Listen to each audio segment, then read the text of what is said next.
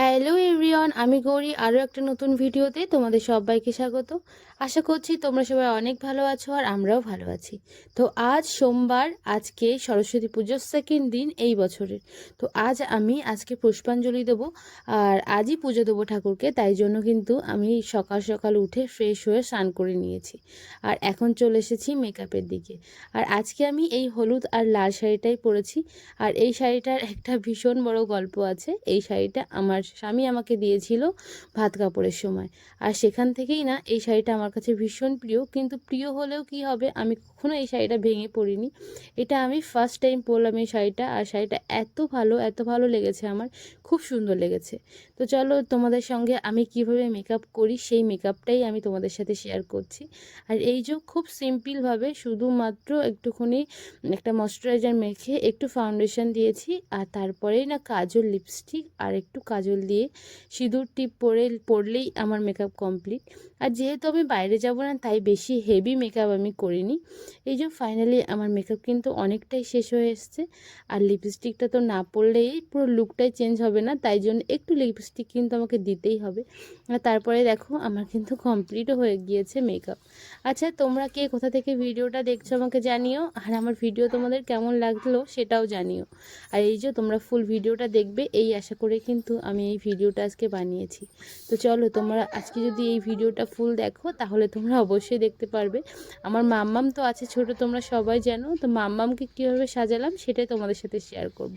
তো তোমরা আশা করছি ফুল ভিডিওটা দেখবে, আর অবশ্যই করে দেখো আমার ছোট্ট পাখিটাকে কত ভালো লাগছে।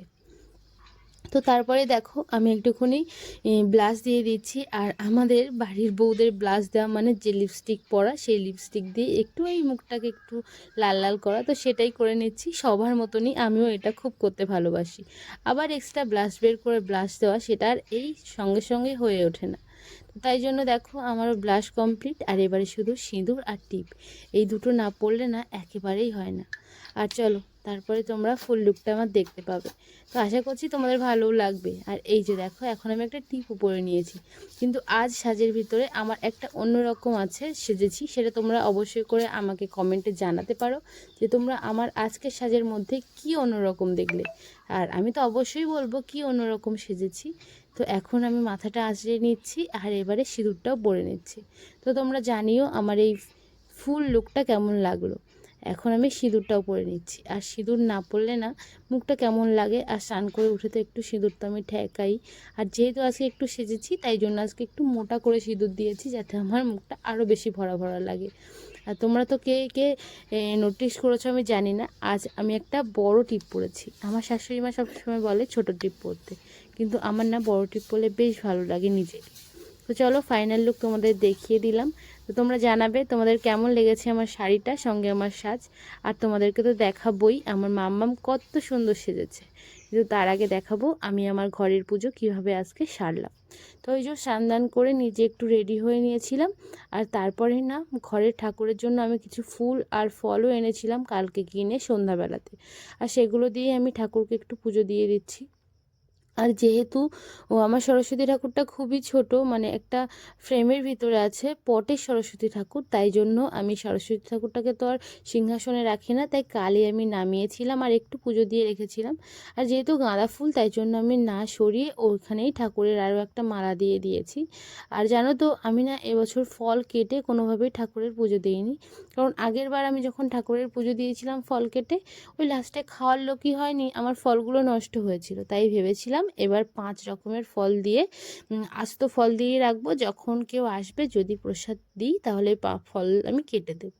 তো এদিকে দেখো আমি ফল ফুল দিয়ে পুজোও দিয়ে দিয়েছি, মিষ্টি দিয়েও পুজো দিয়ে দিয়েছিলাম। তো চলো আমি এদিকে পুজো দিতে থাকি আর তোমরা ফুল ভিডিওটা দেখতে থাকো। আর তোমরা আমাকে জানিও তোমরা কে কোথায় গেলে, কে কেমনভাবে সাজলে, আর কে কতটা এনজয় করলে, আর কে কত ঠাকুর দেখলে। এবছর তো আমি কোথাও ঠাকুর দেখতে যেতেই পারলাম না, কারণ মাম্মাম তো অনেক ছোট। এই পাড়ায় যে কটা ঠাকুর উঠেছে আর যারা যারা পুজো করেছে সেখানেই যাব, আর ওকে একটু নিয়েও যাব। তো তাই জন্য আমি সেই জন্য ওকেও না রেডি করেও নিয়েছি।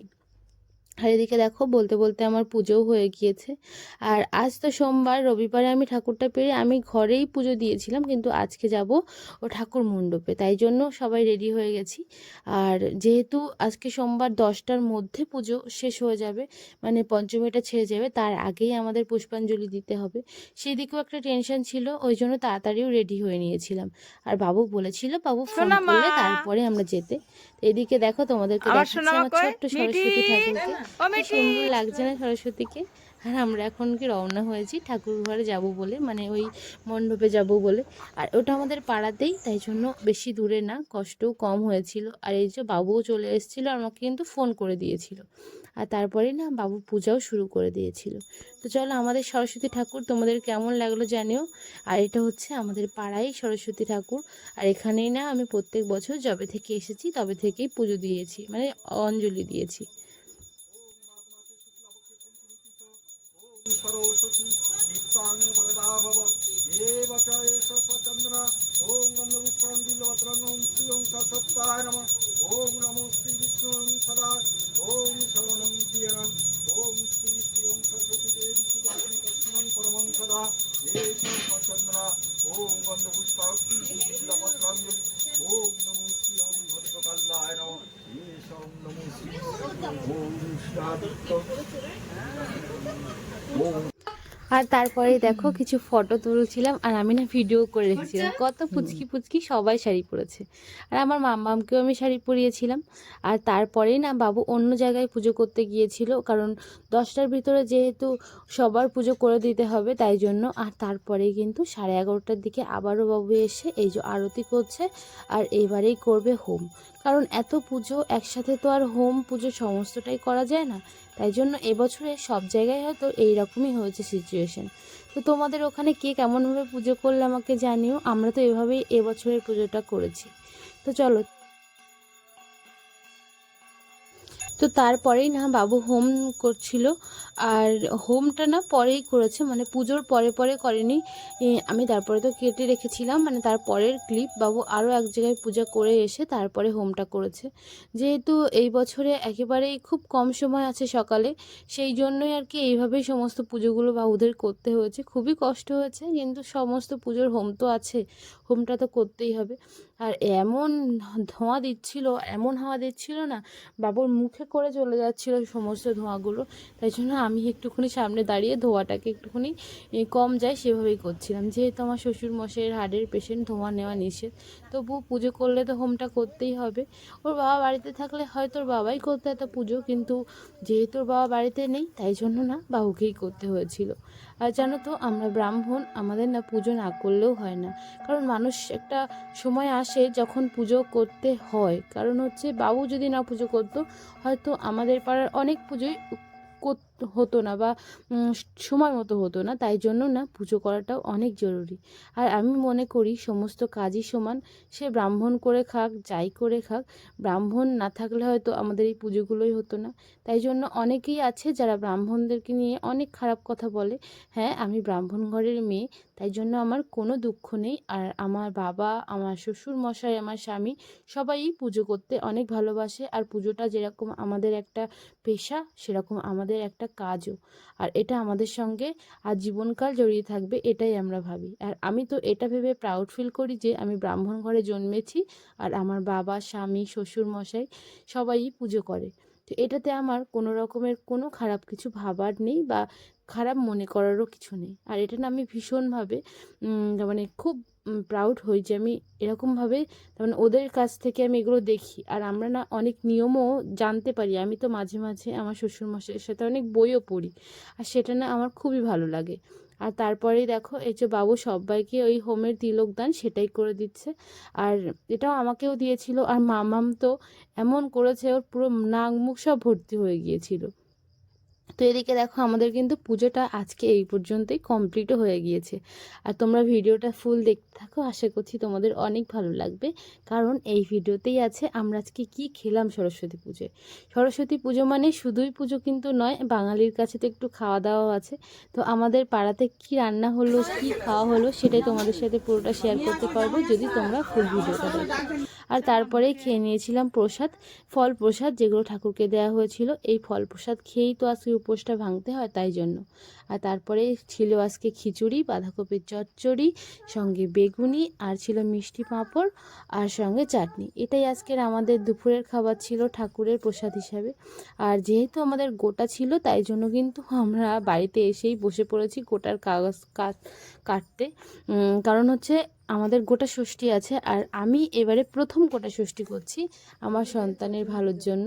আর আমি পৃথিবীর সমস্ত সন্তানের ভালোর জন্যই এবারের গোটা ষষ্ঠী, আর আমার কাছে তো প্রথমেই। আর এদিকে আমি গোটা ষষ্ঠীতে মাও কাটাকাটি করছিল, আর আমিও মাকে একটু হেল্পও করে দিচ্ছিলাম, যেহেতু মা একা কাটতে পারবে না, আর দুজনের জন্য আমরা করব, তাই জন্য অনেকটা একটু বেশি হবে, তাই জন্য।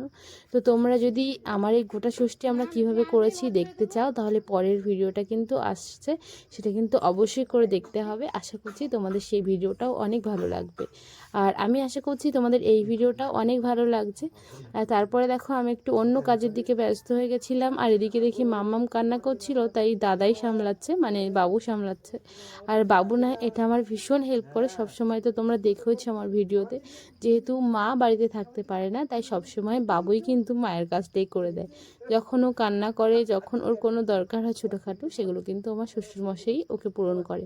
এমনকি শ্বশুরমশাই, আমি যখন প্রথম এই বাড়িতে এসেছিলাম বিয়ের পর, তখন আমার এই ছোট্টখাট্টো ও কাজগুলো, সেগুলো আমার শ্বশুরমশাই আমাকে হাতে হাতে করে দিত। এই জন্য না আমার বাড়িতে এইগুলো নিয়ে কোনো অসুবিধাই হয় না। আমি অন্য কাজে চলে যেতেও পারি, এমনকি আমি এই মাম্মামকে রেখে অনেক দূরে চলে যেতে পারি, মানে 2 ঘন্টার জন্য আমি বাইরে যেতে পারি, তাতে আমার কোনো অসুবিধাও হয় না। আর তারপরে দেখো আরও একটা পুজো মণ্ডপে চলে এসেছি, আর এই জায়গাটা কত সুন্দর সাজিয়েছে না, পুরো ঠাকুর ঘরটাকে যেন পুরো কি সুন্দর লাগছে, আমার তো ভীষণ ভালো লেগেছে।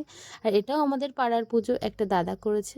আর এই পুজো পুরো আলপনাটা, পুরো এই ঠাকুরের ঘরটা পুরো একটা আলপনাটাই ওই দাদাটা দিয়েছে। বলো তো একটা ছেলের কতটা ট্যালেন্ট হলে এত সুন্দর করে সাজাতে পারে, আমার তো ভীষণই ভালো লেগেছে। আর বাবু এটা বিকালবেলায় হোম করতে এসেছিলো।